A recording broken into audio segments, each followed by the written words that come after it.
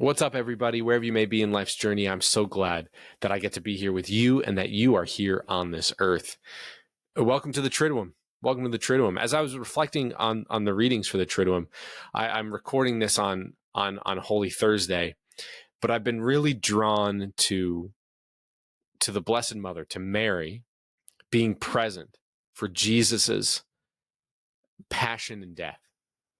And I've been really drawn to it because of a couple of different circumstances that I've experienced as a mentor accompanying other people in moments of suffering or moments of difficulty. And I'm only going to really talk about one, but it's been this theme where I find myself saying to people I'm walking with over and over again, well, let's look to Mary, who offered a ministry of presence, a ministry of eye contact, to Jesus without trying to take away or pull him away from the will of God the Father, who was telling Jesus and asking Jesus to take up this cross and to die and to suffer in order to rise again, but to die and to suffer, right? She was like, I'm not going to stand in the way of that, but I am going to stand with you, Jesus. I'm not going to stand in the way of what God the Father has asked you to do, but I am going to stand with you. And how hard that is to love someone as much as Mary loves Jesus.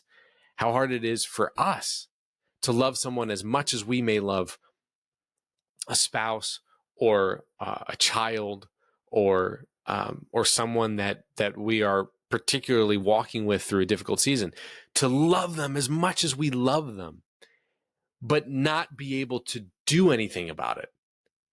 Right? I'm walking with someone who is married to an alcoholic, right? And it's so hard to offer a ministry of presence to someone who is suffering in the throes of addiction, to not try and take control, to not try and force a situation, to not appease the addiction, but to actually just offer a ministry of presence. That's so hard. It's so hard for me to walk with a married couple and to watch them suffer, and in respect for their freedom, respect for their own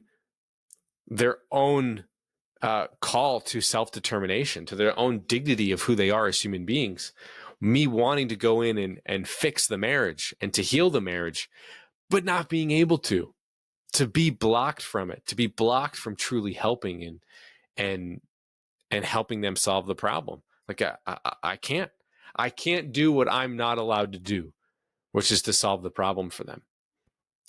In some ways because they won't let me, and in other ways because if I solve the problem, what's going to happen when I'm not around, right? So it's really, really hard. It's really hard. The toughest example of this that I experienced is I've been doing this webinar series for married couples, and ended up having essentially a one-on-one session with this married couple. They were the only ones who were able to make it live for this webinar, and the pain point that they were working through was the reality of their children not being in the faith. And because they're not in the faith, suffering from living a secular life, suffering from making decisions that are actually detrimental to their soul and to their well-being in general. And we were talking about their marriage and how difficult it is to be pure observers in many ways, to only be able to offer a ministry of presence to their children who are suffering without God, who are deprived of this good of God. Being without God and being without relationship with God is depriving yourself of a good, and that therefore is suffering. Even if you don't know the good you're deprived of, it is still a form of suffering. And so how do they work in their marriage? How do they be in relationship with one another when they have to serve this role of Mary? and serve this role of Mary of just journeying with their children as they watch them suffer. And one of the things I was talking through with them is, as a married couple, when you have to watch your child suffer, you're both watching the same thing take place, but you're having your own individual subjective experience. The dad watching his children suffer without God is different than the mom watching her children suffer without God. And both subjective experiences need to be reverenced. They need to be honored. They need to be really, truly empathized with and understood. And it brought us to this conversation that's really important for married couples. And like, there's only two modes when you're communicating. There's expressor mode, where you're pouring out your heart and you're sharing what your subjective experience is. And then there's empathy mode. And empathy mode is, I'm entering into your subjective experience and honoring what your subjective experience is. Now, there's also different forms of expressor mode. Like, I'm going to express a solution to this problem, or I'm going to express a decision that we need to make, and I'm going to tell you what I think we should do, right? So there's different forms of expression, but essentially it's expression and it's empathize. And how important it is when you are forced to watch the suffering of another person and you can't actually do anything about it except be present to them.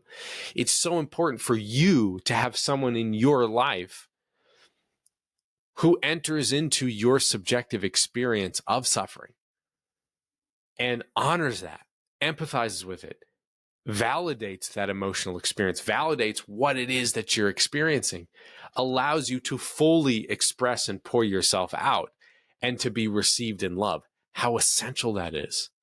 And how essential it is for each person in a marriage to play that role for the other. It's like, okay, our child is being bullied at school and they're suffering for it. Well, it's really important not just to talk about how you can solve the problem or how you can help your child or how you can be present to your child. It's really important for a husband to look at wife and say, tell me about your experience. I'm ready to empathize. Express to the fullest extent. Like, just go and express fully. And it's really good for then the roles to reverse and the wife to be like, okay, you express, and I'm going to be present to your emotional experience.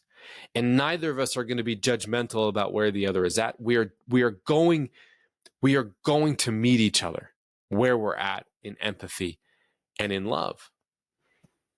And so I've been reflecting on this challenge as a parent, and this challenge as someone who accompanies other people, to be like Mary and to live up to the standard of Mary when God calls someone along a path that scares us, to trust God the Father and to trust Jesus that they've got this, and to simply be present to the situation. How hard that is. Just like when you know someone's decisions are leading them to unnecessary suffering and you can't do anything about it, how hard it is to observe what's happening and to just be present without trying to control the situation or change the situation when you really can, or it's really not in the best interest of the person you're accompanying.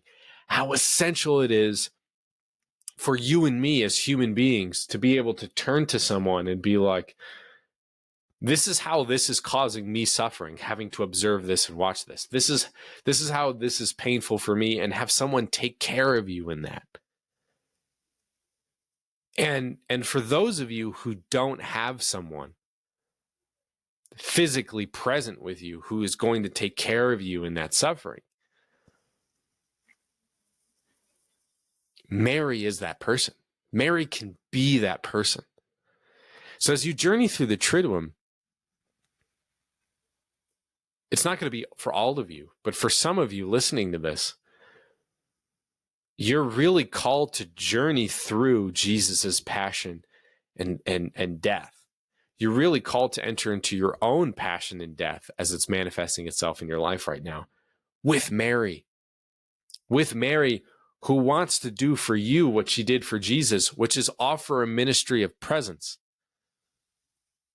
and offer a ministry of love. So I'm really entering into that scene of Mary being with Jesus through that suffering, asking for her prayers, asking for her support, asking for her to hold space for me as I go through my own bout of having to watch other people suffer, and having to watch my own children suffer, and really asking for her to pray for me, for her to be present, and to hold space for me. So as you go through Holy Thursday, Good Friday, Holy Saturday, just enter into it with Mary. Let her show you how it is you can just be present to the suffering of the Lord, present to the suffering of people in your life, and how she wants to be present to your suffering. May God bless you, and may you always remember that you were made to do hard things.